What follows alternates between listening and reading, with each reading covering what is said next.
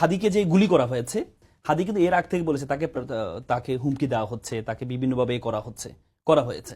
কিন্তু আমরা যারা প্রশাসনে আছে বা এই যে অন্তর্বর্তী সরকার যাদেরকে ছাত্র জনতা বসিয়েছে, তারা এইটি বিষয়ে কি উদ্যোগ গ্রহণ করেছে? এবং হাদিরা বিপ্লবীরা যে তফসিল ঘোষণা হওয়ার পরে তাদের উপর আক্রমণ হবে, এটা কিন্তু অনুমেয় ছিল।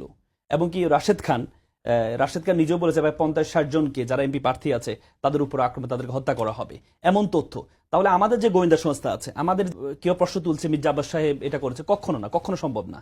যারা বিপ্লবী শক্তি তারা কখনো এই কাজ করবে না, কারণ যে বিপ্লবী সন্তানদেরকে তারা হত্যা করবে না কখনো।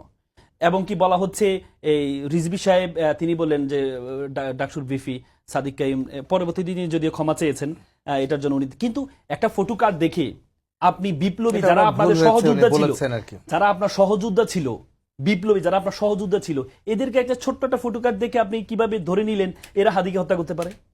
এটা দুঃখ প্রকাশ করেছেন। এই ধারণাটা কেন হয়? এই ধারণা যদি হয়, এই ধারণা যদি তৈরি হয় যে কোনো পক্ষের কাছে, এই ধারণা যদি তৈরি হয়, তাহলে তৃতীয় পক্ষ যারা সুযোগ সন্ধানী তারা কিন্তু সুযোগটা কাজে লাগায়।